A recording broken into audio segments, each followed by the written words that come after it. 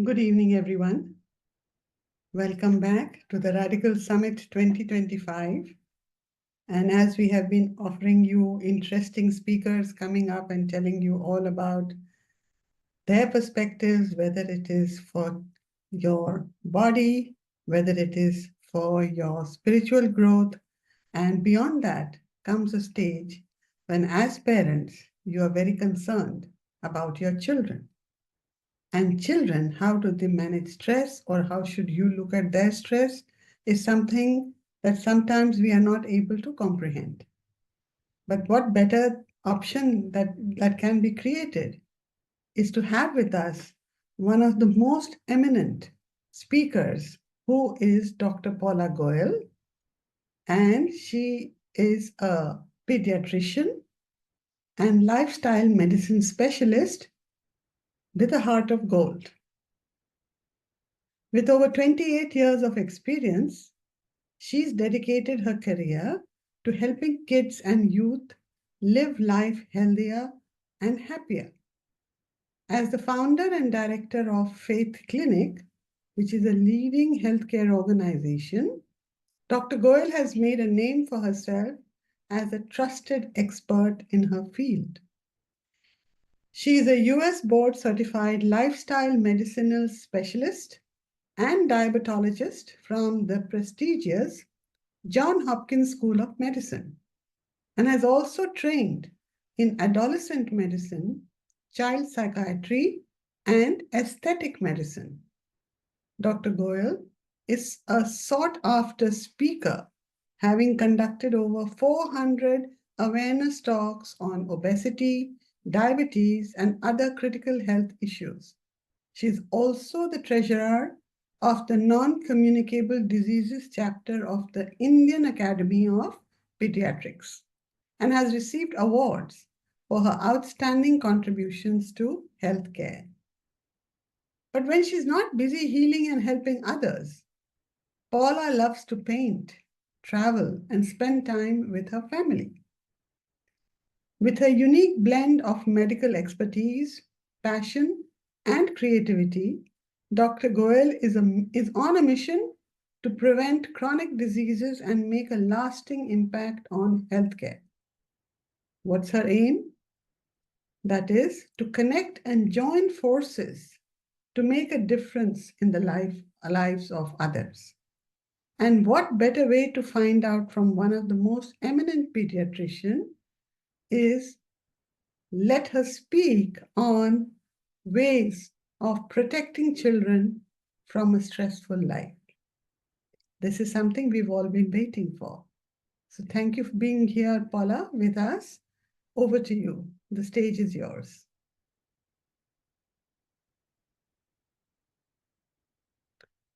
Okay, sorry about that.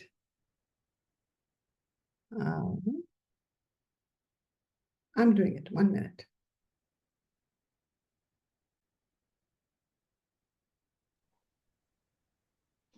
Good evening. Good evening. And thank you so much, Aarti, for giving that wonderful introduction. It's an honor and a privilege to be here amongst all our Redikall friends and colleagues, and to share a little bit of my input on stress, especially in children. Can I share screen? Give me a minute. I'll make you co-host. Yeah.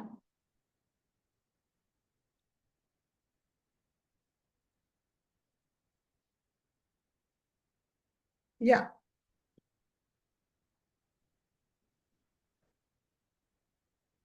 I've done that. You can go ahead. Okay. 1 second.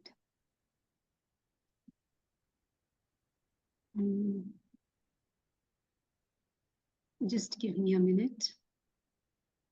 Okay. So, hello everyone, and this is an entire summit for stress, right? And when we talk about stress, what exactly comes up in our mind? Can anyone tell me? What comes up? This is supposed to be, can we unmute people, Aarti?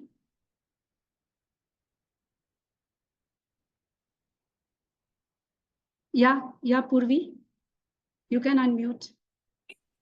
Hi. Yeah. So when you're talking of stress, so actually I have been working with children Mm. in a school, and I have literally seen the stress in children is specifically related to, it's all a number game.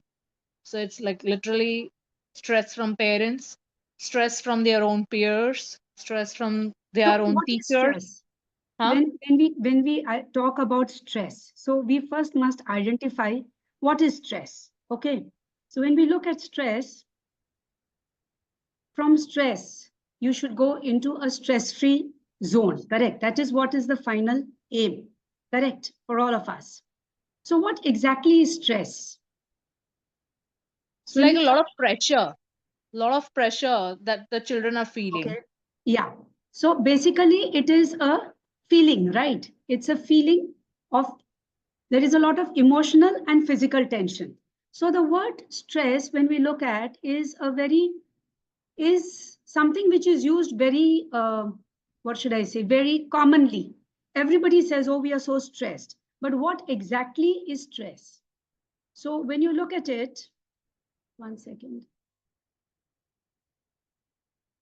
It is the body's natural response to any demand or challenge. So if there is a situation which you are not able to deal with, whether it is a physical situation which is very demanding or an emotional situation, it causes some sort of a tension or a knot up, tied up sensation within us.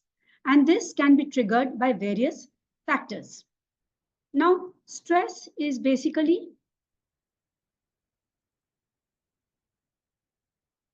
So if you look at this, stress reaction. So stress, when we talk of stress, there is some things which occur in the body. So I'm now talking from the medical point of view, and then we will try to, collaborate medical as well as radical together. So stress activates the body's response. So it could be, so let's say this was in the wild jungles. So when you face stress, so either you're going to fight the stress, so the response is either of fighting or a flight, which means you will run away, or you will freeze. That means there is no action which takes place. And this releases certain hormones in the body, like cortisol as well as adrenaline, which makes the person react or respond very rapidly. Now, what are the different types of stress? Now, some stress is very normal in our day to day existence, and which is not bad because it helps you to develop your coping skills, and it helps you to respond in life and go ahead, right? But excessive or chronic stress is the one which causes the problem. So, stress can be divided into two ways. One is the acute stress. So, by acute stress, we mean so let's say you're going to cross the road, and then suddenly a car comes and brakes in front of you. At that point of time, your heart rate will increase. You're going to get into the frame of fear, of anxiety. So, it leads to a cascade of events which occur in your body. Or the child, especially, is going to appear for an exam, and there is a deadline for the exam, and there's so much of pressure. Again, that gives rise to an acute stress. So, short term stress, which is there, it actually, if it is within the range, it gives rise to improved focus as well as performance. But things like chronic stress, like which persists over a period of time, like if there is ill health in the family, or there is family fights in the house, parental divorce, financial struggles in the family, or the child has been keeping unwell and is been on medications, or so something like that, it would be chronic stress. And that causes a lot of damage to the body. So stress, when we look at it, is not just an adult problem. It is a problem for children as adolescents as well, because children and adolescents, they face unique stressors. And stress, which is unmanaged in childhood, it can actually lead to long-term physical, mental, and emotional problems. So when you look at stress, you will find that there is something which is called as eustress or distress. So what is eustress? Eustress is that optimal amount of stress which is required to excel in order to perform, to performance excellence, as we call. So for example, if somebody is running the marathon, or if they are running the, some sports activity. So every sportsman would have that level of eustress, which will enable them to reach their goal. So that is where there is contentment, there is happiness, and a feeling of excitement which comes in.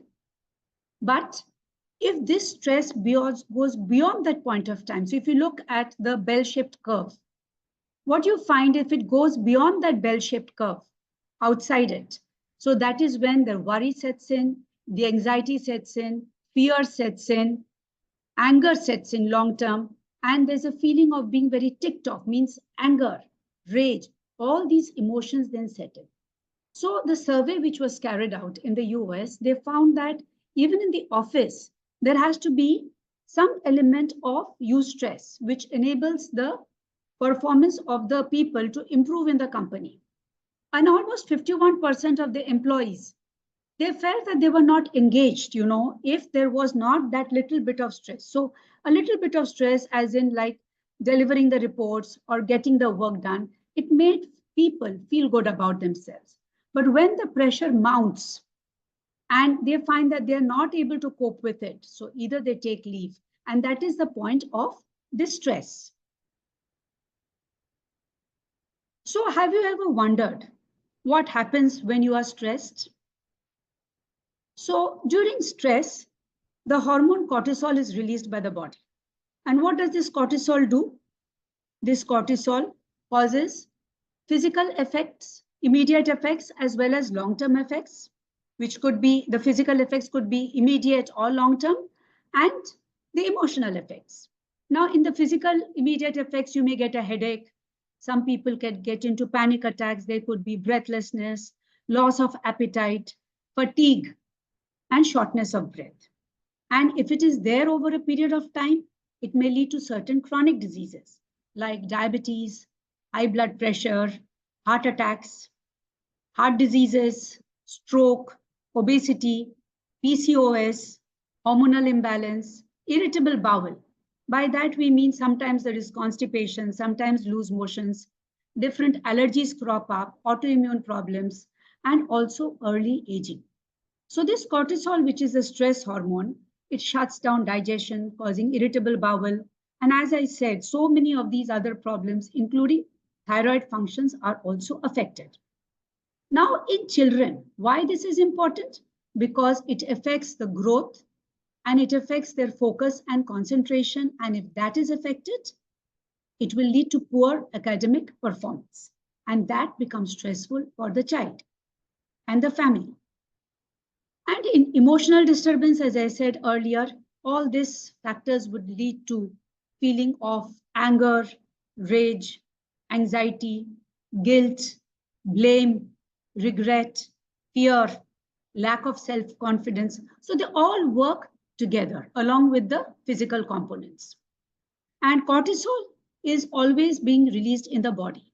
But when it goes above the critical level, and if it is there over a period of time, over a long period of time, it causes inflammation, which means it causes swelling in all the organs of the body, and it leads to a lot of health issues.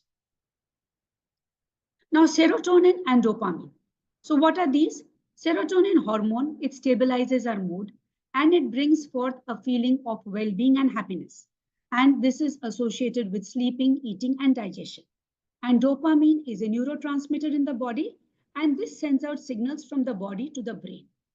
Now, if the serotonin, the moment your cortisol level goes up, the serotonin level comes down.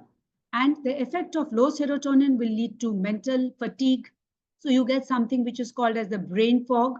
There is headache, giddiness, palpitations, depression, trouble sleeping, anxiety, fatigue.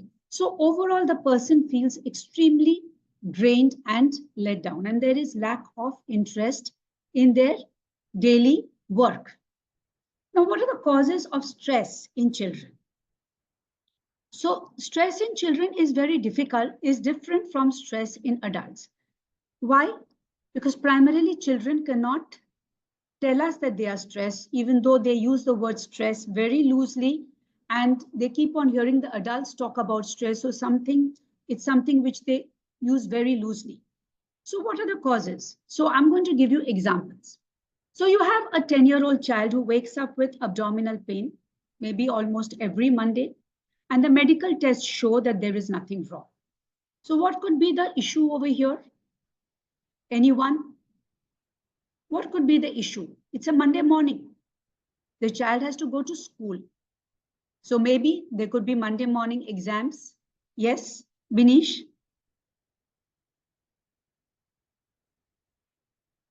Yeah, you can talk. Yeah, I think Binish has raised hand. Would you want to say?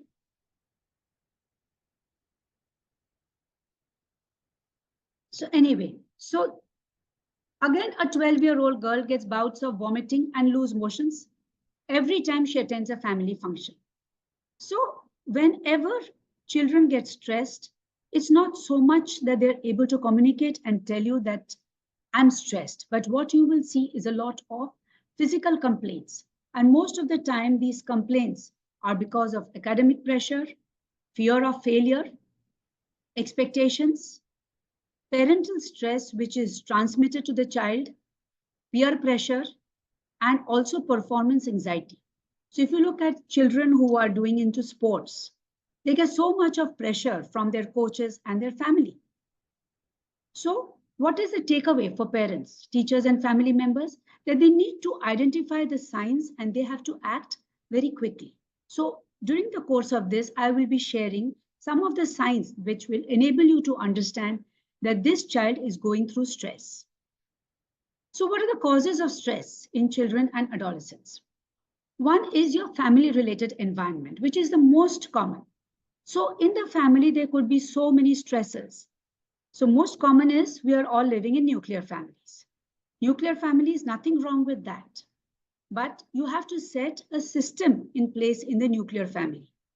If there is a parental conflict or divorce, children often are torn or they feel insecure in those families.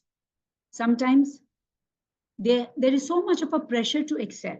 So we call those mothers, as we call them, the different types of parenting skills as we have.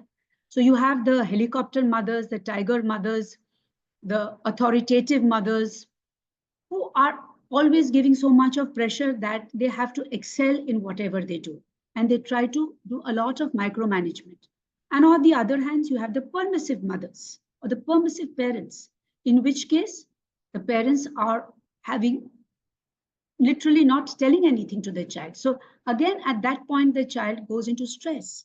Or you have a neglectful parent, wherein these are different types of parenting actually, wherein the parents actually don't care. They say, we are okay. Even if you don't get marks, we are good with it.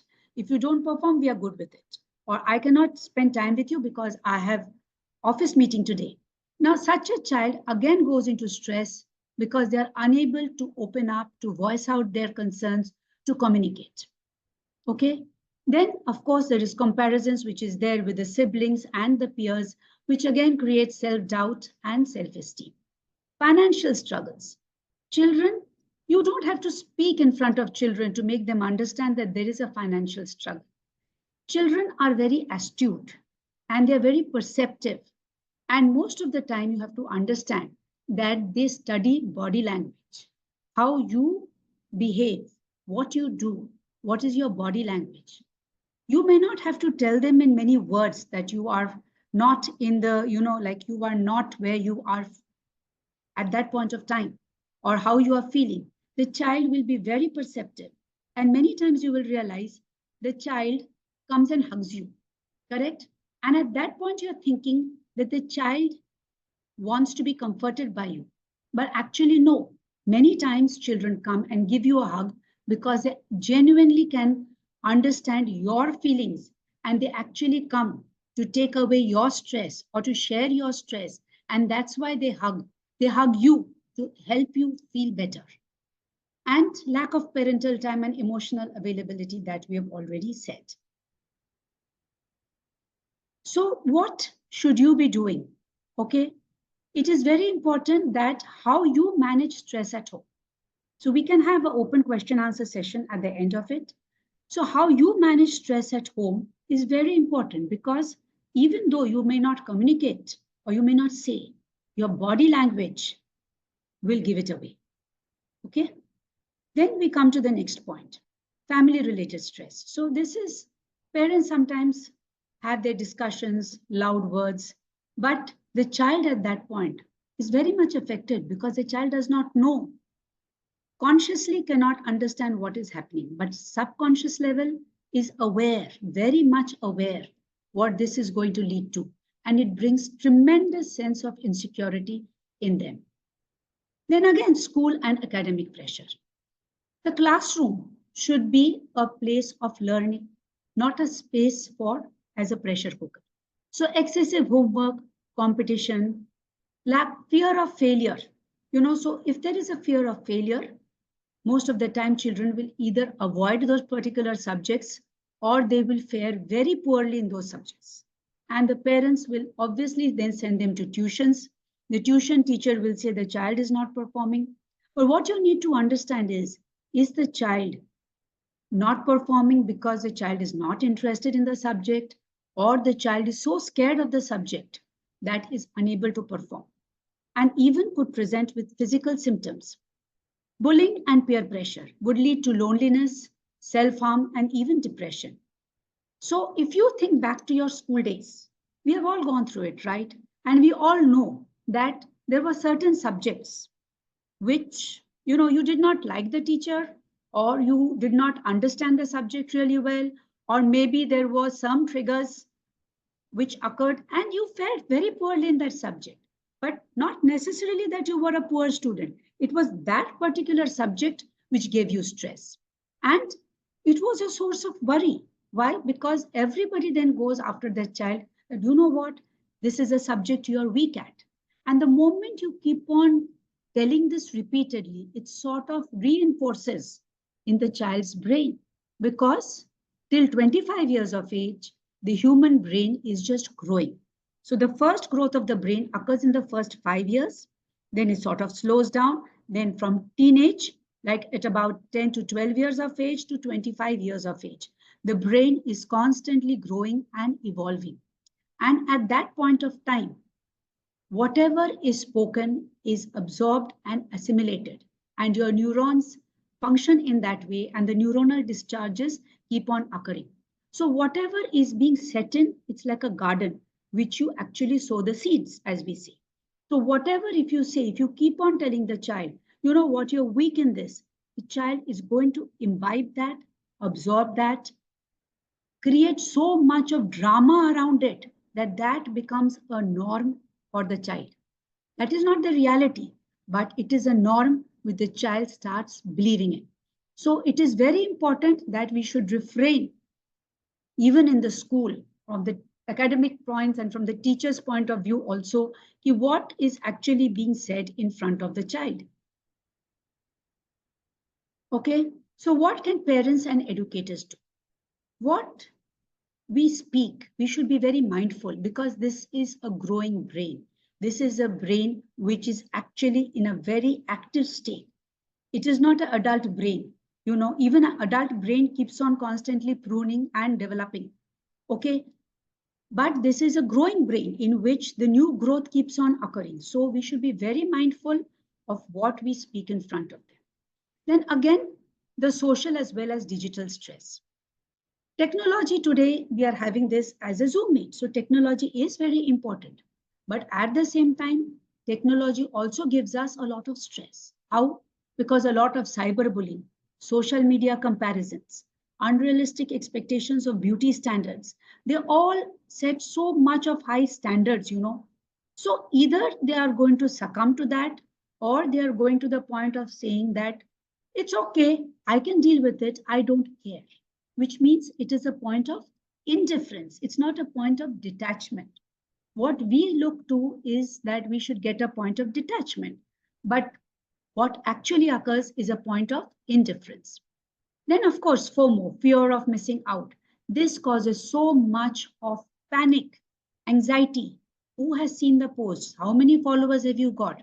So some of the school, talks which I take, or this thing, I invariably land up, getting influencers in the classroom And many of these children are influencers with a following of maybe 25 and 30,000 also.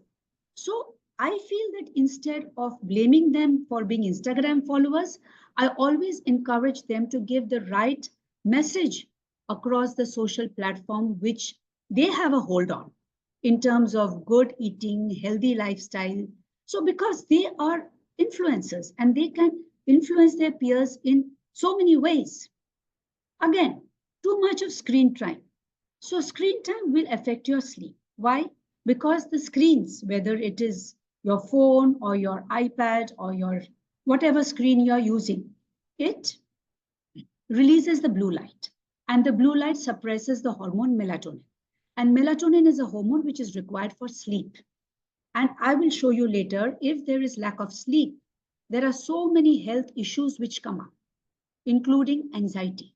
So, too much of screen time would lead to so many issues because your sleep, especially your REM sleep, that is your rapid eye movement sleep, which is your dream state, is actually affected. And why dream state is important for sleep? Because that is the time where your subconscious mind actually rehashes out what you have seen during the day. So during the day, your conscious brain takes it all the inputs. But when you are sleeping, that's when all your organs are actually functioning, which means your organs are getting rejuvenated. They are getting, going through the cycle of wear and tear. It's like the entire system wakes up when the body goes to sleep. And that is also the time that if your sleep is not complete, this recovery process is not going to occur and it is going to give rise to so many health issues, physical as well as mental. So tips for parents. We must understand that in this digital world, we have to give some form of gadget to the child, but how much of gadget space you give, how much of screen time you give, where your gadget is placed in the house, that is important. So what I generally say is keep your screen in the common place where the child, where you can monitor coming and going what your child is looking at.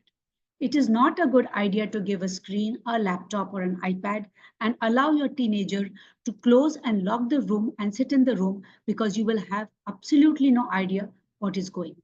But at the same time, if you allow and give them the screen time, but you are able to monitor discreetly. Now, discreet is a word which is very important, which means that we should be very mindful of what we see. Secondly, it is very important as a parent to take out time and engage in outdoor physical activity and social interactions instead of just sharing the gadget with your child. Because if you go out and you play some game or go cycling or go swimming or do some social interactions with your children, you see, that is the time when bonding is going to occur. And also, you will realize that children are always observing their parents. Their life revolves around you, the parent. So they are going to be doing very close observation. And what is your body language? That is what the child is going to imbibe. So it is imperative for parents to understand that their own screen time also has to be controlled. So we see that social and digital stress. So what is the screen time? That is very important. Then health and personal factors. A healthy body supports a healthy mind. We all know that. And a healthy mind supports a healthy body. So they are both interdependent on each other. Poor sleep, lack of proper diet, lack of physical activity, mood swings, hormonal changes. Now, hormonal changes, if you see, so typically hormonal changes will occur in the teens and hormonal changes will occur in women occurring menopause also. So when you have a teenager in the house, like say you have a 17, 18-year-old, you have the mother also entering menopause. So that is the point where it becomes very stressful in the family because the mother is also going through her issues and the child is also going through their issues. But what mother has to understand is their brain is mature, but the child's brain, the teenager's brain is in the growth phase. So what we speak, how we behave, how we respond and not react actually sets the field for your child's stress. Okay, then certain chronic diseases in the family, because that is also the age of the parents where chronic diseases set in, like diabetes, heart disease, irregular heart rate, obesity. So many of these chronic diseases, actually, they used to set up earlier on in the 60s, then 50s and 40s. And now I see diabetes, type 2 diabetes in children as young as 12 years and 13 years of age. I see hypertension, high blood pressure in children who are 13, 14 years of age. And they come sometimes with adult hypertension of maybe 150 and 100 too, where we have to start them on medications. But at the same time, what is important is to also inculcate lifestyle changes in your routine. And mental health issues. Mental health issues are on the rise, and nobody speaks about it because in Indian society, it is a taboo. So if you talk about mental health issues, people feel that no, ye to kuch nahi hai. This is a part of growing up. But any child or any human being, if for more than 14 days you find them depressed, not interested in their regular physical activities, or in terms of activities which they enjoyed earlier, that could be the first sign of depression. And if this persists for more than 14 days, it is imperative that one needs to take help because this could be the first sign. And let me tell you another thing.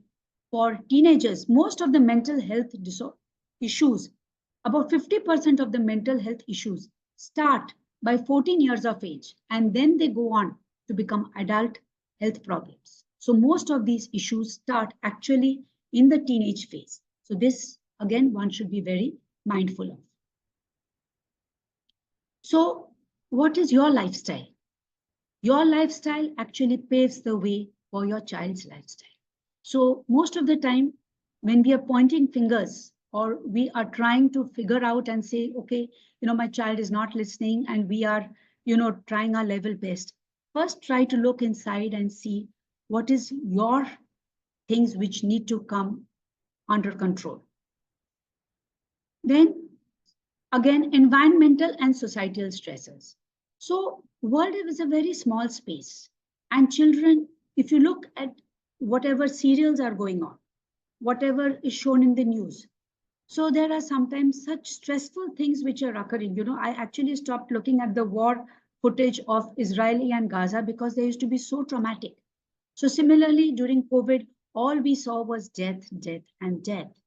And it used to be sometimes when we talk in front of children and we are not mindful and they don't understand everything. But as I said before, they understand your body language. They look at your facial expressions and they know somewhere subconsciously that things are not right. So earlier people used to get stressed when there was the stressor was, there was a tsunami coming or a flood occurring. Now we have a tendency to get stressed by even looking into our TV where we are actually putting all those images into our brain. And we are putting in so much of those images that they itself, form a different story. So how does the brain take it in? So everything which you see, it gets recorded in your brain. And everything which gets recorded in your brain actually forms a thought because you are having multiple neuronal charges, right? So every discharge which occurs, they coalesce together and they form something which is called as a thought. Now, what is a thought? Thought is an image in your brain, right? So that image will give rise to an emotion. Now that emotion will give rise to a particular action. Now, if the thoughts or the images are something of happiness and joy, your emotions are going to be of happiness and joy and upliftment, and your actions will be accordingly. But again, if they are of the negative variety, it will give rise to more of that feelings, more of those images, more of those thoughts, more of those actions. And that is how the feeling of being overwhelmed, the feeling of being panicked comes up. Right? So, as I said before, societal expectations around gender roles, success, career choices. A large number of us, we also enter Redikall. Why? Because in our families, in our society, there are certain expectations. And many times as professional women, we carry the brunt of not just managing the house and the children, but also working outside. So there is so much of things on the plate, and to deal with that becomes overwhelming. Then also, when there is a job loss, climate change, security problems, issues, so again, they lead to a lot of worries in children and teenagers, and not just even in young adults. So you may be going out onto the street and you may be facing some accident, or you could be coming face to face with a fight. So that would give rise to stress. That would give rise to so many emotions which are pent up in the system. And that could be a very simple trigger to start a cascade of events and a cascade of hormonal changes within the body at that point of time, to give a, an entire thing like a Pandora's box which opens up. Now, what are the effects of stress on the body and mind? So stress affects the children many times, which we don't always notice. Physical effects: they may present with stomach ache, headache, or they may complain of chest pain. I've had children as young as 10 years of age who came to me repeatedly of complaining that he was having chest pain. And he used to be very clear. He used to tell me, I'm getting a heart attack. And I'm getting a heart attack. I need an ECG. And we had to do an ECG because he would not go unless we had an ECG. Of course, there was nothing wrong with his ECG, but he was so persistent. On further, when we start talking to them and the mothers, this boy had seen his father having a heart attack. And he was so scared that he's going to get a heart attack. And that had taken a toll, that he always felt that he was getting chest pain. So that was the stress which he was manifesting. So the weak immune system could give rise to frequent colds and infection. So the immune system becomes weak because along with stress, your cortisol is released, and high cortisol, as we know, would weaken the immune system. Sleep disturbances. So there is I take entire topic for doctors on sleep disturbances for almost a 1 hour lecture on what are the sleep disturbances and the different parasomnias and the insomnias, on even excessive sleep. So sleep for different age groups is different, right from newborn to senior citizens. The sleep requirement becomes very different. During the growth phase, the sleep requirement is the most. So if you have a teenager, the sleep requirement is almost close to 10 to 11 hours. Newborn sleep requirement is 14 hours. Okay, but a senior citizen sleep requirement would be 6 to 7 hours. Now, why a teenager would have 10 to 11 hours? Because it is a growing body. When you are sleeping, your body is recuperating, acting. Action is taking place inside the body. So that is why sleep becomes very important. Then mental and emotional. If all these physical factors along with it, you will end up getting anxiety, irritability, mood swings. And what do we attribute it out to? Teenage growth. It is bound to happen. It happens to everyone. It happens to us. But no, there could be something else beyond it. Lack of low self-esteem, self-doubt, lack of motivation and interest in activities which they previously enjoyed. So is it the early sign of early depression? Emotional outbursts. So depression doesn't mean like every time you are, shuttered. Depression can also be come out in form of aggression. So there could be complete aggression where they are throwing things around, or they could just cut you off, and it could lead to passive aggressive behavior also. So all these could be signs of stress within the body. Aggression, defiance, withdrawal, clinginess. So especially in small children, children as young as 2 years old, they become very clingy. They will not leave the mother. I've had a lady who came to me, and the complaint which she gave, the child was a very sweet child, but the mother was, this child doesn't leave me. I need space. Now, at that point of time, even I was like, what is she talking? The child requires a mother. But then I realized the mother did indeed need space because she was so overwhelmed because the child was not letting her go. And there was such a toxic environment in her family that the child was actually reading the mother's body language. So what the mother was perceiving as the clingy child, the child was sticking onto the mother because the child wanted to actually comfort the mother. and show that even when the rest of the household was against the mother, the child was with the mother. So see, children show their actions in different ways, but we don't understand. Then there could be poor academic performance. So poor academic performance could be multiple of reasons, including physical health issues also. Anemia gives rise to poor academic performance. Thyroid gives rise to poor academic performance. Poor diet. So there could be multiple reasons. Difficulty forming friendships or even avoiding social situations completely.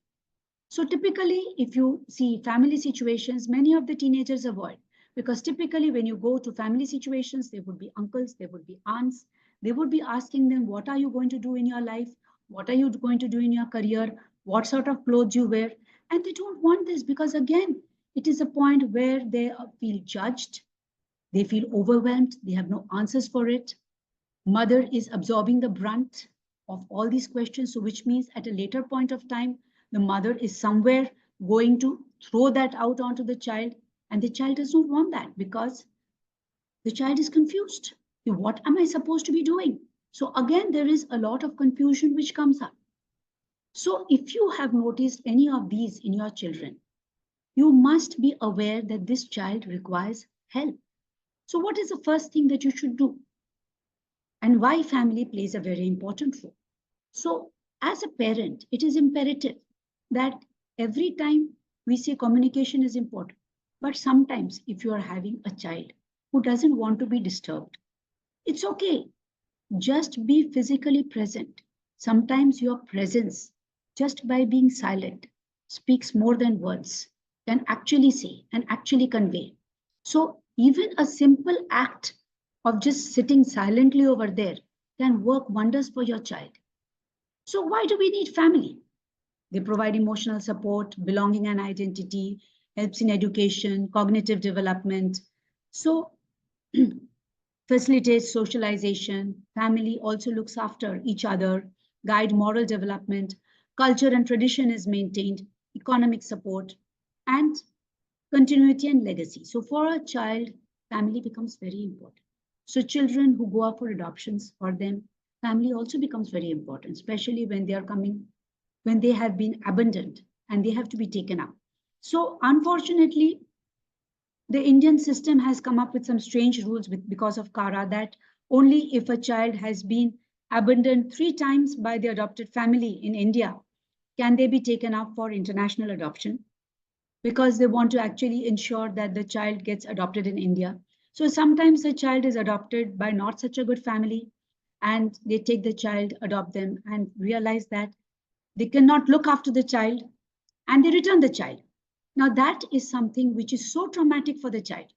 Or even if it's a biological child, the parents, they say, I need to get on with my life and I cannot manage so many things. So that's where the grandparents also set in and the grandparents also try to help. But as parents, we need to understand this, that how much ever the grandparents are there, the child still needs you. So where is the problem? A large chunk of the problem comes with our own belief system, our own value system, how we have grown up, in what sort of a family, what is expectations, what are the social expectations. And the list is so huge that we as adults are burdened. We live under that burden. But if we live under the burden, what is it that we are projecting to our children? The same burden. So obviously, there is going to be trauma. So the biggest stress for students is parental pressure. So it is imperative that even your simple presence of just being there can solve the problem. So what is the role of parents? Create a safe space, active listening. So don't dismiss their feelings. At times, they may say many things. It's okay. And it's also important for parents to apologize. Most of the time, parents don't apologize. We expect children to apologize. But no, please learn to apologize. Be approachable, not judgmental, and avoid overscheduling. So a child, especially a 8th standard, 9th standard old child, has to go for tuitions, for classes, for extracurricular activities. So where is the time? And it is important for the parents to have healthy stress management techniques. So you could take up some exercise, some hobbies, and do that as a family.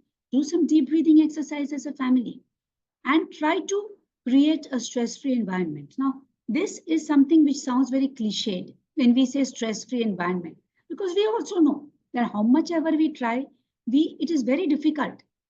We practice Redikall, and to some extent we are able to overcome it. But in Redikall also, we have seen that we have to keep on working on ourselves. So having a growth mindset is very important. So it is important to look within yourself as a parent and praise not only your child, but also yourself, because praising yourself will also show on your face, on your behavior, on your actions. And that is what your child is actually going to be picking up. So instill the value of being rather than doing. So value of being, because most of the time we are in the process of doing things. We have to do something. But the simple act of just sitting with your child is good enough, because you're just sitting, looking at nature, or just enjoying each other's space. It is not needed that every time people have to talk. You can also just be there in whatever emotions you're going through. So if your child is actually crying, let the child cry. Those emotions, pent up emotions which are there, will open out. It's okay. It's okay to be at that point of time. So being there for your child is very important. Now, grandparents and extended family also plays a very important part, because they share their emotional security and wisdom. Storytelling to the children is very important, because with storytelling, children learn. We can share different stories, and every story is a story of motivation, of learning, of moving ahead. And it is important to avoid outdated comparison. In our time, we did this, in our time, we studied like this. It doesn't work. Times have changed, situations have changed, people have changed, everything changes. We are not what we are at this point of time. 2 minutes back, we were different, and in 2 minutes' time, we have also aged 2 minutes.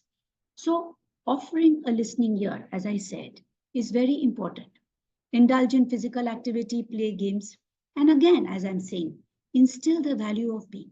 The child has to understand that it is okay to be who you are. It is okay to do what you have to do. But if you find that your child is going on the wrong track, and being observant is very important, but if you find that the child is slipping or going on the wrong track, you have to be very mindful of your words and try to get the child back with stories of overcoming struggles, and that allow them to be at that point, because that allows those energies and those thought processes to actually imbibe into your brain and sink into your brain and into your subconscious level, from where they can be accessed at a later point in time. So how can each family member contribute to a stress-free environment? So this is something which again is important. Okay, so grandparents play an extended family, aunts and uncles, and even your neighbors, they play a very important role in bringing up children. Schools and teachers. Teachers are very perceptive. So when we take up sessions in school, we try to tell the teachers that it's okay, children will be who they are. And you, especially this is there for the teachers who are dealing with children in their 8th, 9th, 10th standard, because the children are also in the teens. The teacher specifically, if it's a lady teacher, she is also going through her menopausal phase and all her medical issues. So they have to allow space. You have to encourage play, arts, and even relaxation. So what do we try to tell the teachers? That in between the two classes, in between the two periods, let there be a 5 or 10 minutes, 5 minutes break of stretching exercises, little bit of physical activity in the classroom itself.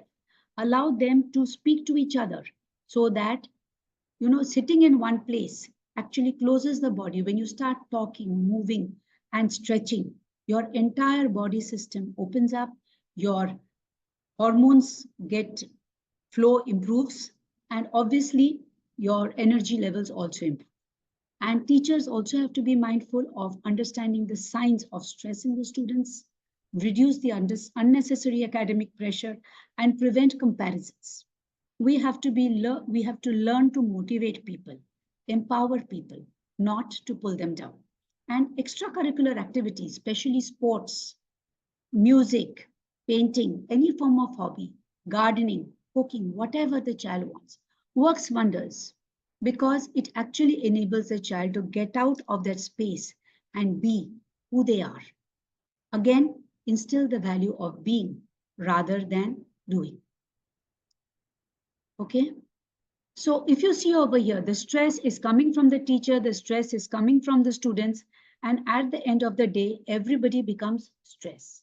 So teachers also land up getting physically abusive. Of course, that has stopped now in schools, but it still exists in the schools, in the district level and the smaller places. So building resilience and coping skill. So what is the resilience? Resilience is your secret superpower, which means that it allows you to bounce back from whatever challenges you face in your life. And actually, it helps children to handle failure and disappointments very positively. And when to seek help. Children should be aware that if they're not feeling good, many times as adults, children will tell you this very simple thing. I don't have the permission. Now, they will say permission, but you will say, but who has not given you permission? It's not a question of verbally giving a child permission.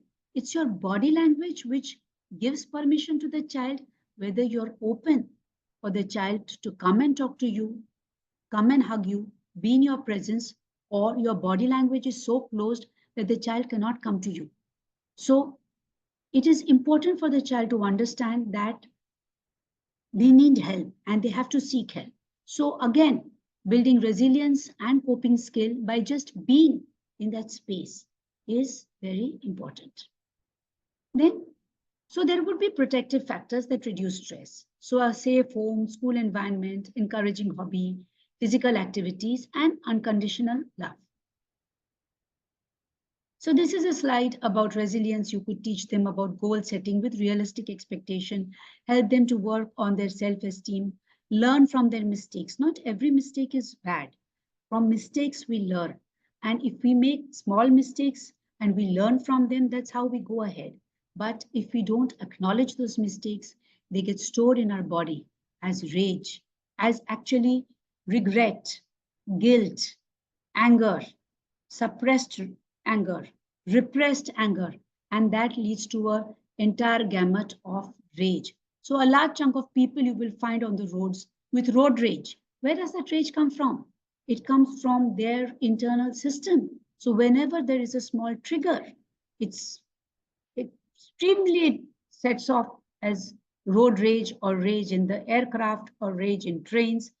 Absolutely unnecessary. So how would you boost resilience? We have said, like, let children take small decisions, teach relaxation skills, mind-body connection, radical statements and affirmations. They actually work wonders. I take up for children and sometimes I take up for the mothers also. So we identify what is the emotion with it. So if a child comes with a persistent physical issue or not doing well academically, so apart from the physical things which we have to deal with, there could be hidden emotional aspects. So that is where radical becomes extremely important, because when we go through the radical statements and the steps, it brings wonders. So I will share one example with you here. One of my patient, he was an 18 or 19-year-old boy who was traveling to the US. And if you know that if you're going to study in the US, you require the entire gamut of vaccines and the entire, medical certification. But this boy had practically received only one or two vaccines, and he used to be so scared of vaccines that his parents never vaccinated him. In fact, he had the classic fear of needles.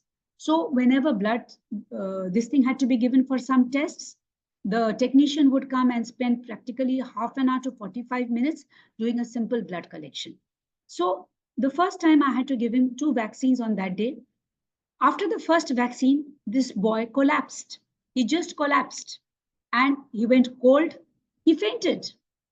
His vitals were absolutely normal. His BP was good, his respiration was good, but he was cold and he fainted.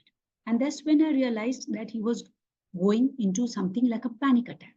So we got him out and I explained to him that he needs to take it. And I did a few basic statements with him at that point of time regarding fear. And he said, okay, and we gave the second vaccine. So he was supposed to come back to me, after 2 days. And we said, we decided for a day where I said, okay, you come back after 2 days and I will take a, 45 minutes to 1 hour session and let's work on this. And we did the session for almost 45 minutes. His parents were also there. And then we fixed up a date for his next shot of vaccines because that day he had to take 4 vaccines which were pending. He didn't have much time. And the next time when he came, he was so sorted after that one episode of session of radical statements, which I took with him for over an hour. We worked that 4 vaccines he took and he just walked off so peacefully. So these things do really help and it can be used very easily. So foster positive social connections. That is also very important. Strong friendships. Every child must be able to speak to someone. So if you are not there, either a family member, neighbor, friend, supportive teacher. And of course, good nutrition, sleep, physical activity. Why? Because this is the growth spurt. And allow controlled failures because every time we learn something from mistake. Okay. So most of the time, because these students are in the age group, like there is so much of classes and all those extracurricular activities. So physical activity in many students is very less. So what happens if there is lack of physical inactivity? There is muscular weakness, there is reduced motor skills, sedentary behavior, physical ill health, gaining of weight. And of course, on the other hand, there is social isolation, increased stress, low resilience comes in, and mental health issues start coming in. So physical activity becomes very important. So what happens when there is physical activity? So if you are doing physical activity, your heart rate increases, you take deeper breaths, so your lung function improves, the brain oxygenation improves. So all this improves the oxygenation in your entire body and it releases serotonin. So these are the happy hormones. Okay, so the endorphins are released. So those are the happy hormones. All right, and the cortisol level goes down. So it is imperative that physical activity is important because when your cortisol level goes down, inflammation goes down, non-communicable diseases decreases. So your prevent obesity, overweight, cardiorespiratory fitness improves, and mental health also improves because endorphins are released. So the chances of getting into the hospital obviously comes down. Then sleep. Sleep is very important because what are the benefits of sleep? You get into better mood, improve physical health, restored energy. So REM sleep. REM is your rapid eye movement. So sleep in a cycle in the night. So each sleep cycle is of 60 minutes and that is divided into REM, that is the rapid eye movement, and the non-REM or the deep sleep. Now, REM sleep is very important. So the last cycle, which when you're getting up from bed, is your REM sleep. So throughout the night, you go into sleep cycles of REM, non-REM, REM, non-REM, REM, non-REM. So REM sleep is important for growth because growth hormone for a growing child is released during sleep. So if sleep is disturbed, then growth hormone is not released. So obviously growth is going to get affected. It decreases stress because your cortisol level goes down. It improves your memory because your neurons function better and neuronal connections becomes improved.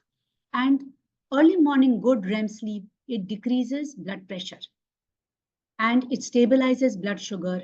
It decreases blood lipids. So all these non-communicable diseases, they come down and it improves leptin. Leptin and ghrelin are 2 hormones. Now, ghrelin is a hormone which stimulates appetite and leptin, it suppresses appetite. So the moment your sleep decreases, ghrelin goes up. So with ghrelin goes up, what do you end up doing? Midnight snacking. So sugar craving, salt craving, eating sugary food, eating salty food increases.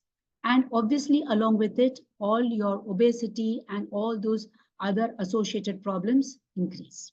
So sleep does matter. And sleep, as I said earlier, is age dependent. So the sleep factor is very important. And in this, REM sleep is very important. So identifying your lifestyle from childhood is very important. So what is the daily routine? As parents, you have to follow the same thing. What is the diet like? What is physical activity? Sleep. So many children or many teenagers feel, even adults say, oh, 6 hours of sleep is good for me. But if you keep on sleeping less every day, you go into a state of sleep debt. And the sleep debt cannot be overcome. And many times to overcome stress, people get into smoking, alcohol, drugs, and different forms of addictions. And technology, again, we spend a large time on the screen, we've discussed them. Beliefs and attitude, I've purposely put it in red because beliefs and attitude, it depends from family to family. So certain beliefs that certain religious beliefs, certain food beliefs, that in Diwali we have to eat sweets and the sweets have to be of this type. During weddings, there has to be this type of sweets. This activity has to be done. So a large chunk of them are beliefs and attitudes. And it is those beliefs and attitudes which we carry within us that is what shapes us as who we are. And that would also lead to stress. Then personality of an individual. So if you are a laid back individual, means you are a type B personality. If that individual is put into a hyper competitive space, person cannot deliver, cannot function because there's a sense of overwhelming sensation which comes up. Similarly, a type A personality, who's always on the go, hyper competitive. The moment they are pushed into a space of, type B, they cannot function. So it is imperative to remain at a point where you function the best, which means competitiveness should be there, but the stress should be at the level of eustress, not the point of distress. And develop positive psychology as a family. Geographical locations also play a very important role for stress. So in certain locations, it's not so much in our country, but in certain locations where people are living in very cold climates, or there are places where there is, something like sunlight is less. So in those people, there is also seasonal depression which comes up. And there are certain vectors and allergens also which plays a very important role in causing stress. So change will occur, but we have to take change one step at a time. So what are the summary or the key takeaways? We have to understand what are the different causes of stress, identify them early, provide supportive, open, and loving environment, and equip the children with resilience building strategies to face stresses through life, of which I think Redikall is one of the resilience building strategy, which I would say. Be a role model, because how you manage stress, what is your body language, how you act, how you look, how you feel, is what your child is going to imbibe. So instill the value of being rather than doing. And the best way to protect children from stress is to create a nurturing, understanding, and a resilient family environment. And there is nothing like a stress-free environment. We have to understand that. Stress will always be there, but you can develop resilience in yourself and your child to handle the stress in a very healthy way.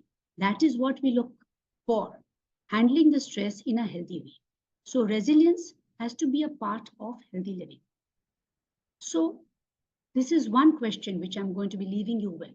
What is that one thing which you will start doing today to help you manage stress in your child better? So thank you so much, and thank you for your patient hearing. Thank you so much, Paula. That was very, very engaging, and I'm sure all of us as participants have felt the benefit of it.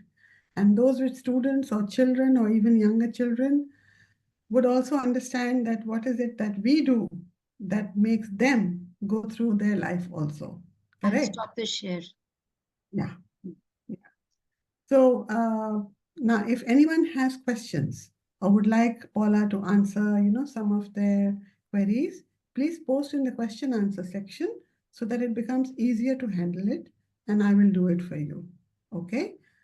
So, Paula, there is a question which is it okay to introduce kids to multiple extracurricular activities in an early age, like 4 to 6 years of age? So when we talk about extracurricular activities, most of the time, this is what I have seen over my years, that it is the mother or the parent who is more interested.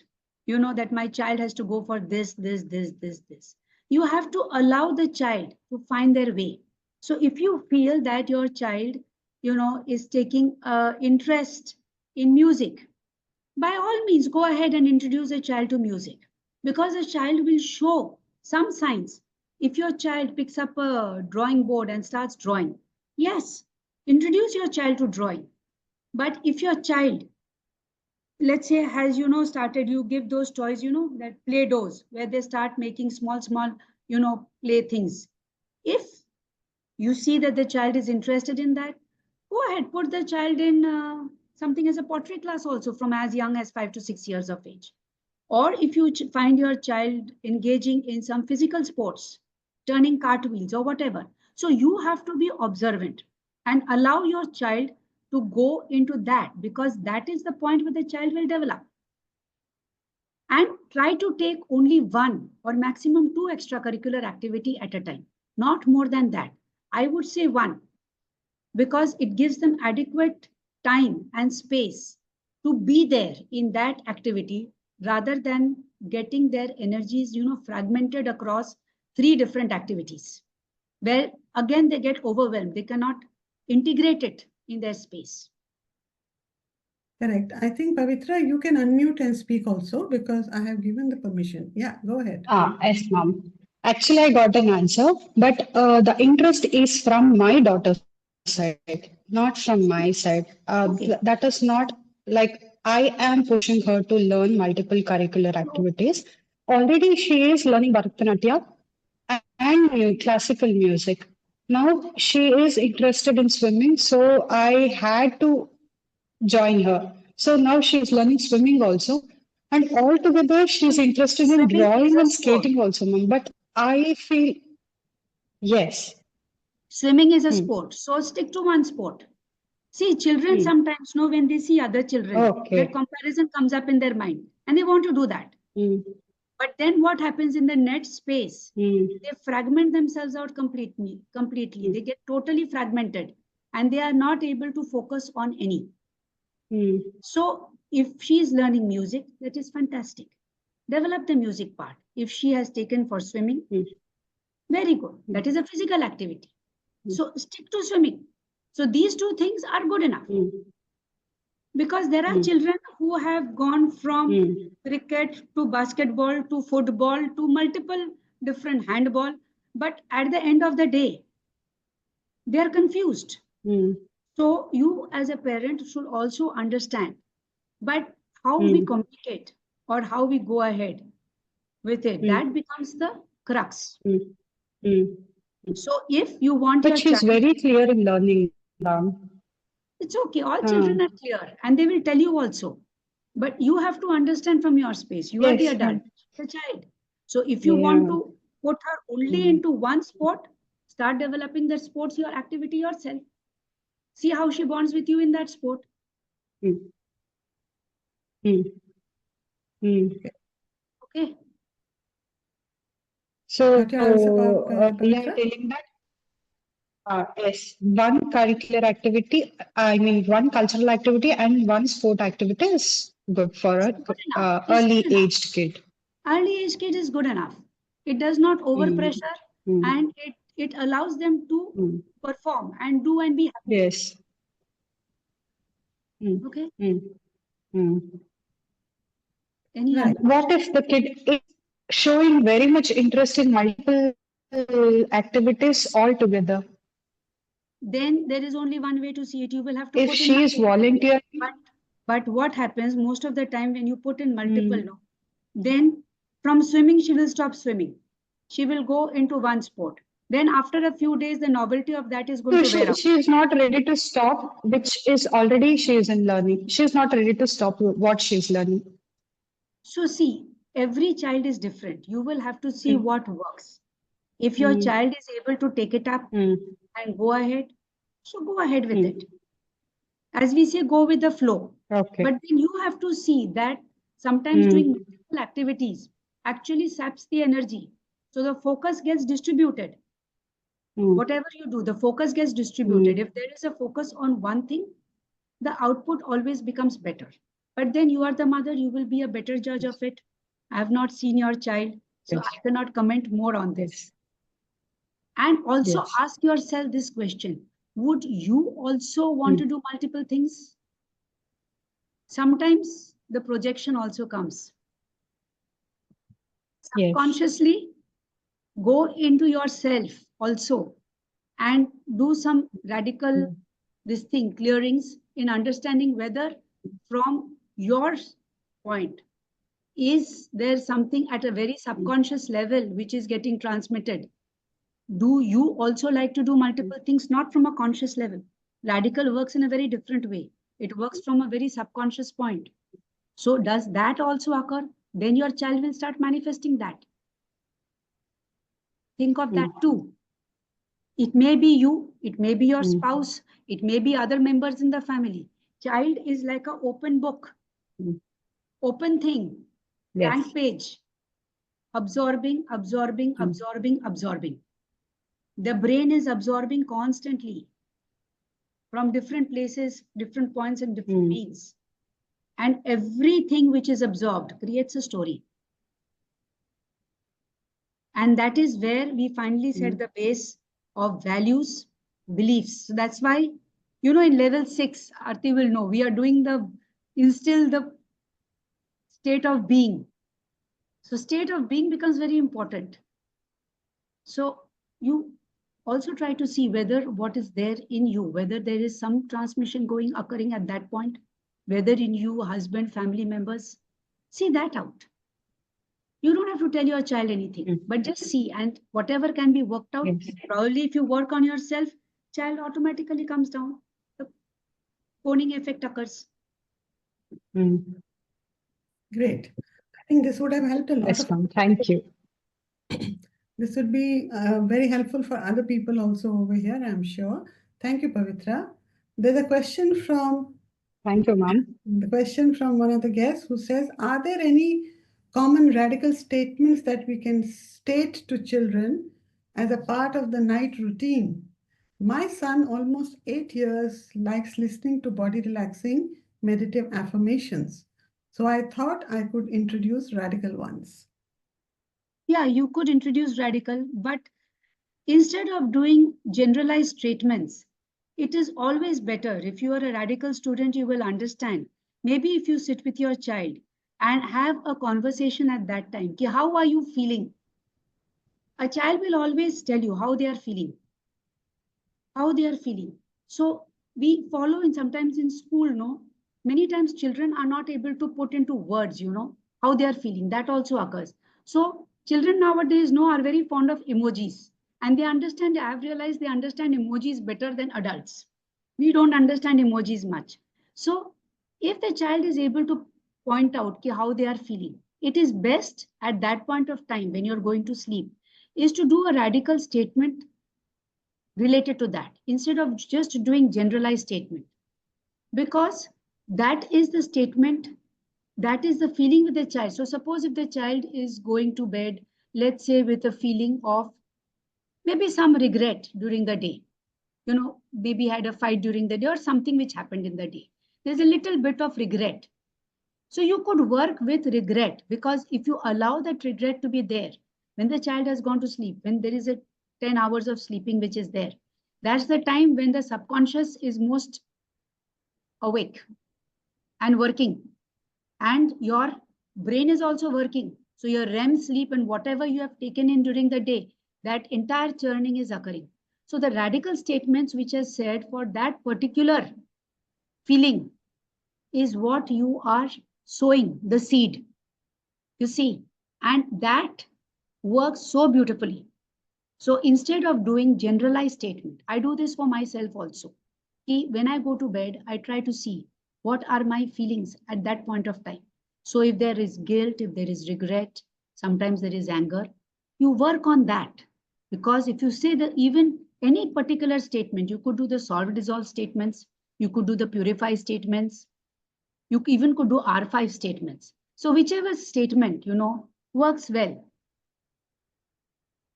do that, because that is the time when the seeding occurs in the brain, and you leave it to seed, and over a period of time a beautiful tree comes in its place, and all these are just replaced so gradually and so beautifully that you don't even realize it when the transition has taken place.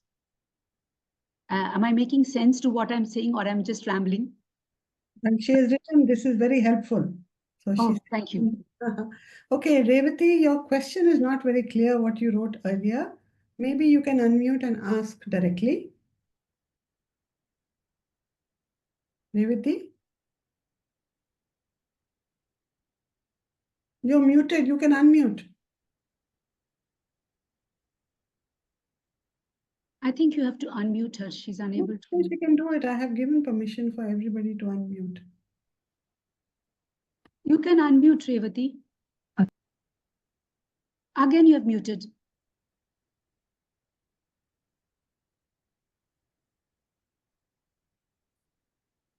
It says not permitted. Yeah. Okay. Yeah. See, the talk that you gave is so amazing. I wish we had such facilities when we were mothers. Yeah. But now, as I'm counseling students, and I have realized it, I have experienced as a parent. Common things that the teachers discuss, parents, oh, your child is so smart, but he is so lazy, she's so lazy. They make so many silly mistakes. And over a period of time, the children, they accept it. Okay, I am expected to make only silly mistakes. It is okay to be lazy, and they go into that. And how much ever we want, we can't change it. So this is a very difficult mindset, and it grows across generations. Like, we have to really build it out of the system how to go about doing it. So what happens is, so this is actually about brain development. Let me explain to you. So when the brain is developing, the brain develops in stages. When the baby is in the utero, there is a massive brain growth which occurs. Then the brain growth occurs till 2 years of age. Then from 2 to 3 years, there is a slack. Then again, 4 and 5 years, the brain growth occurs. After 5 years, there is a slack. The growth occurs, but at a slower rate. Then from the age group of say 11 onwards, so prepubertal till 25, the brain growth occurs. But till 20, the brain growth is very rapid. There is pruning and cutting and folding. The brain starts folding on itself. Now, as the neurons, the neurons, they are the nerves, okay? So the neurons are developing. Now, many of these neurons are not developed properly. So the teenager, or the child, maybe a prepubertal or a pubertal child, suddenly mothers will come and say, or you will realize it yourself, the sweet angelic child of 8 years old has become a monster by 12 years of age. Complete monster, complete change. So what happens is, now when you have to speak to teenagers, you have to speak in short sentences, because they cannot comprehend the long sentences. See, brain cuts off. The brain is like a computer. It will take bytes. 1010 करके bytes लेते हैं. So if you speak long sentences, they zone off. So if you say, oh no, you're intelligent, you're lazy, you're lazy, you're lazy. What he's hearing is lazy, lazy, lazy. So suppose if a teenager does not clean the room, so you will enter and say, oh, these things are thrown here, these things are thrown there, this is that, your room is dirty, clean it up. Now what the child has heard is, your room is dirty. So the room remains dirty. The room remains dirty. Now the trick over here is, and secondly, as I said, beyond a point of time, that is where it gets set. It gets set. So in these cases, the solve dissolve, I have found the statements, they actually work wonders. So if we make the child go through those solve dissolve statements, they really work wonders. They really work wonders. And it's a very simple thing. Whatever emotion is coming up, you solve that emotion and you put a positive emotion in its place. So if the child is being labeled as lazy, how does it make the child feel? That is one part of the thing. Now, many children, we know that they come from a space of rebel. Now, why does rebelliousness come in? Because they are growing physically, they are growing mentally. Now, physically, when they have grown, you have a boy in the house who is 13 years of age, who is physically taller and bigger than the mother. Let's see, 13, 14-year-old boy is physically stronger and bigger in size than the mother. And now that is a physical strength which the boy has developed. All right. Now, at this point of time, if you tell that boy something or you go like this, the boy will go more. And he's bigger in size, no? So he's going to push you down. So that is the point where it gives them that sense of pseudo power. It's a sense of pseudo power.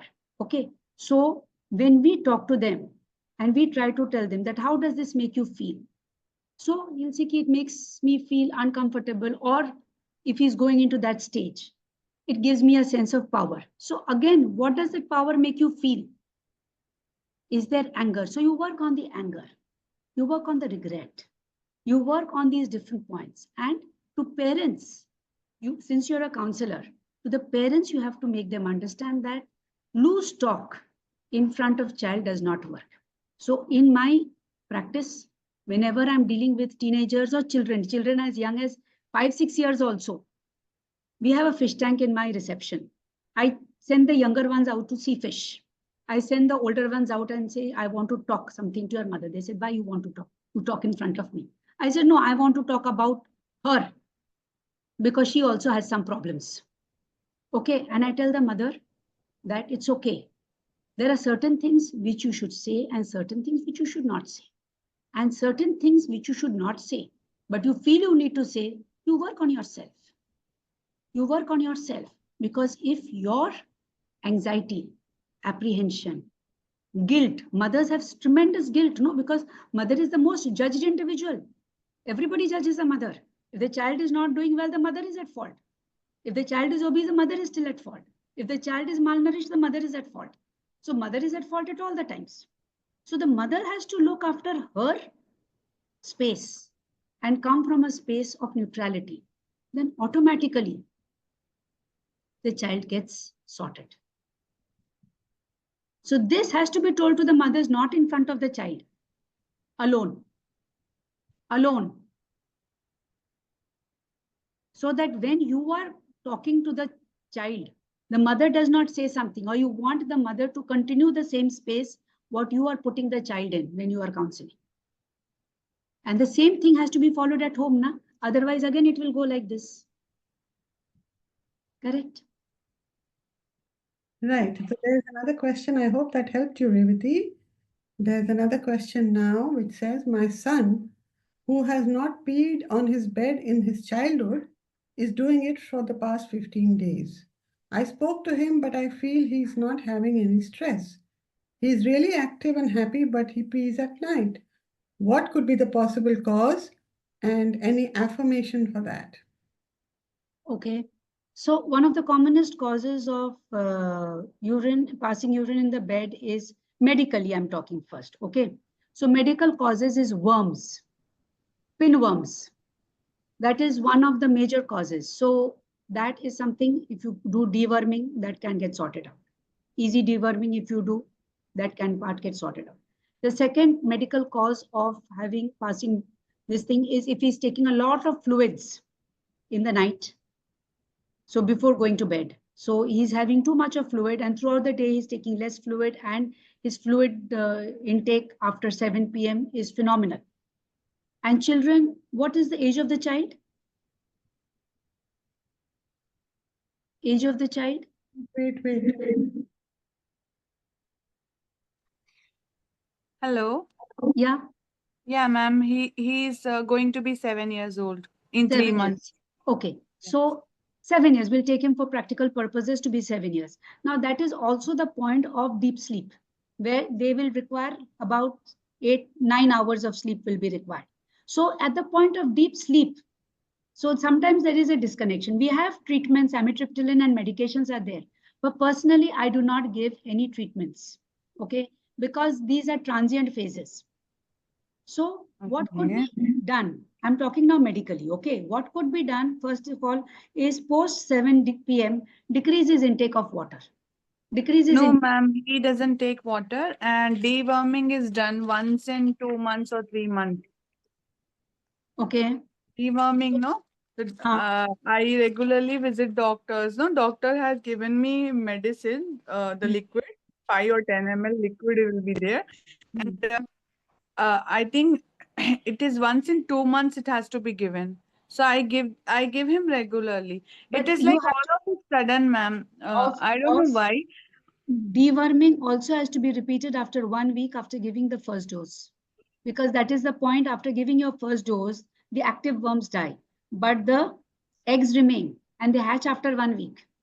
So the second dose also has to be No, no, given. that thing is done. That thing is done. Like the active course, no, ma'am. I gave once, like once today, and after 10 days, the doctor told me to give, and after 10 days, I gave, and then as a precautionary measure, doctor told me to take once in 2 months. So I Generally, give. deworming once in 6 months is good enough, but you can take once in 2 months. That is fine enough. So other cause could also be some, maybe there are some stresses. Even if he looks happy, have you asked in school? Have you met? Ma'am, actually, he's not going to school. He is Now not. he's not going. His exams got over in the month of February, 22nd, 23rd. Now he's not going to school. Only thing is, ma'am, there was some issue in our room. There was some the fan was not working, and so for 2 days we shifted to another room. Hmm. And then when we came back, no, he started doing this thing when we shifted to some other room, and then when we came back, he's still doing it. Okay. So there So could be some deeper issues over there because if it is at that point where, so was he sleeping alone in that room?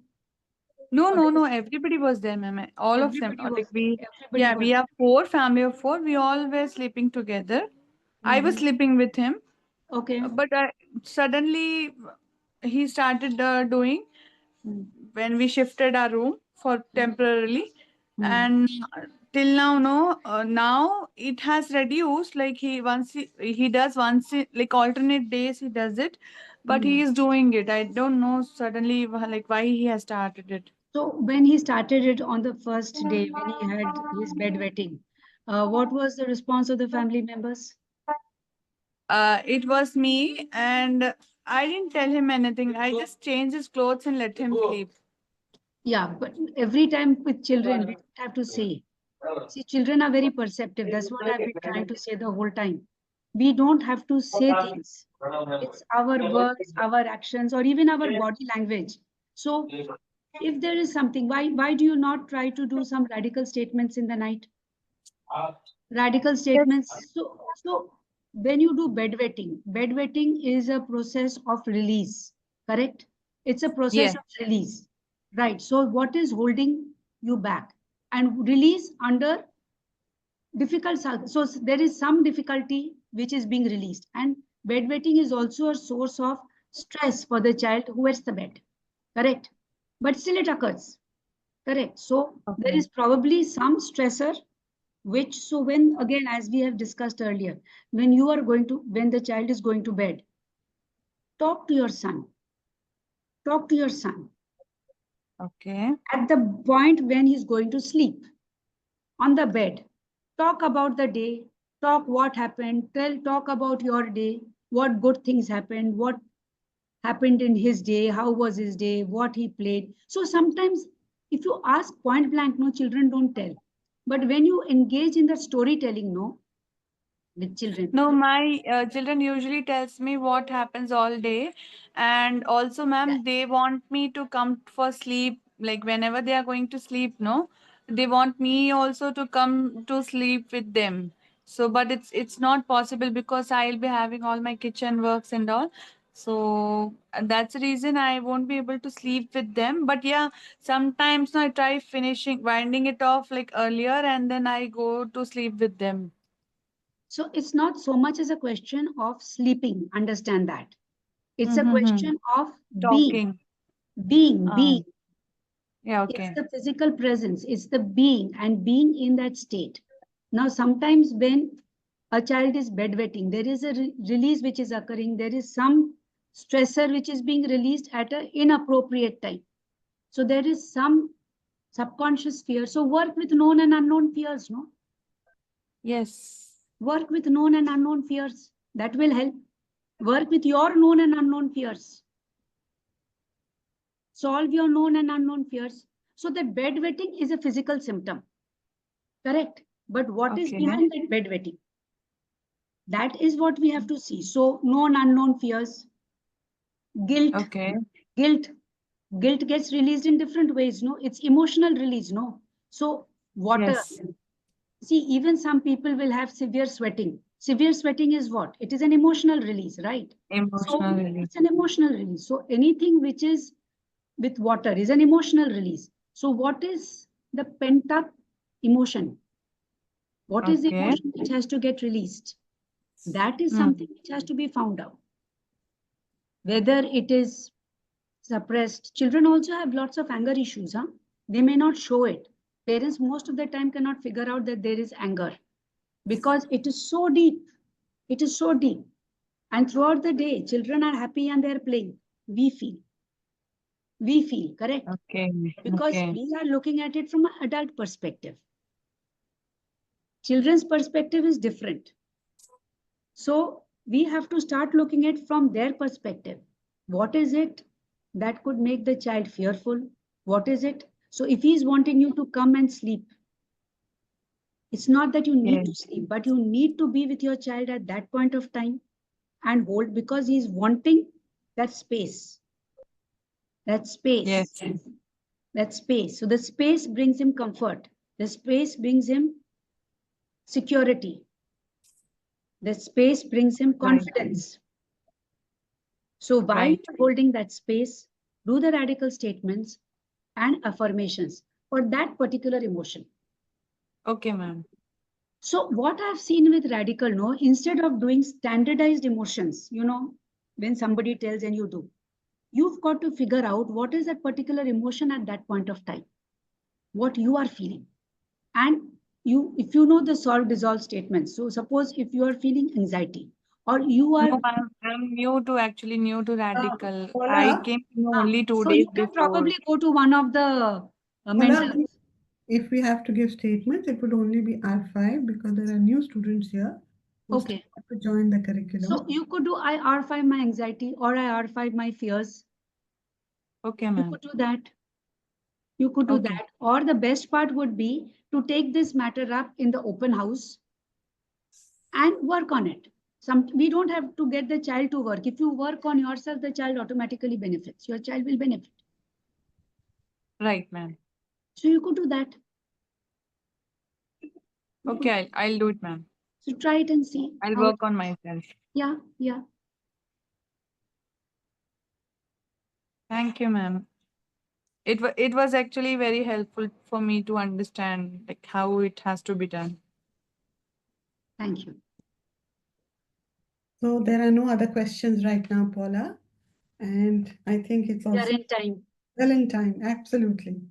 So that is one thing we also learn, how to manage our time with Radical. Can we take a photo?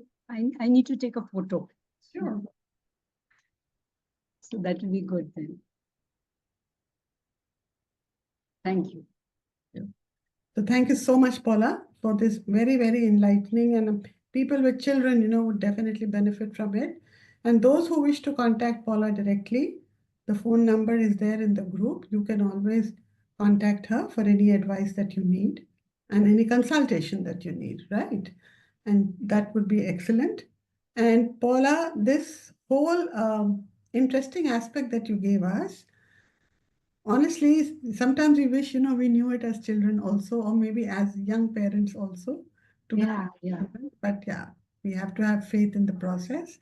And thank you so much. Thank you so much for being here today and helping us understand what children can go through and their stress, which we as parents don't understand. And for everybody else, whoever is new, we do have these community rooms that are opened up every day. The next one is going to be at 9:30 tonight for all of you. And you can join that.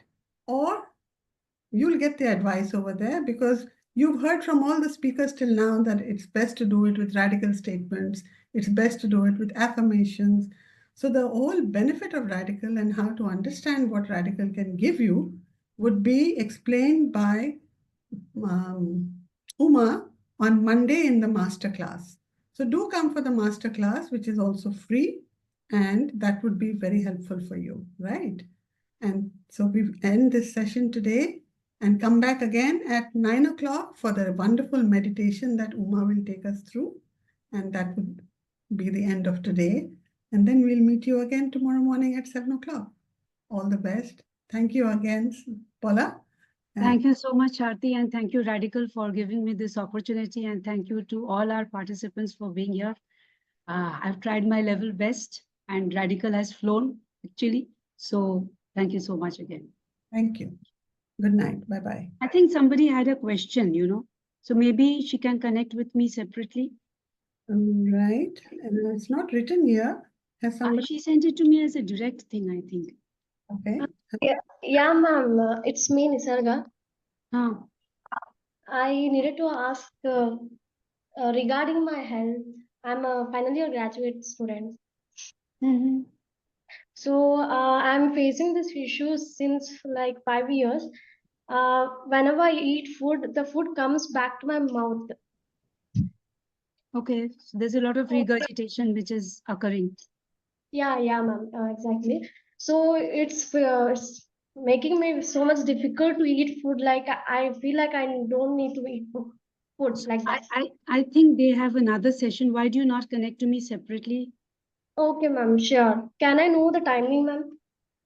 So maybe you can connect to me on Monday because tomorrow whole day I have a conference. Okay, So Monday. Monday you can connect to me. Okay, Okay, ma'am. and my number is there in the group. You can take it. Or you can note it down now also. 9870360888. Okay, ma'am. So you contact me and I will try to help you out in whatever way I can. Okay, ma'am. Sure, ma'am. Thank you Thank so you, ma'am. much. Thank you. Thank you, Okay. Aarti. Thank you. Thank you, Paula. Good night, everyone. Good night. See you at 9 o'clock.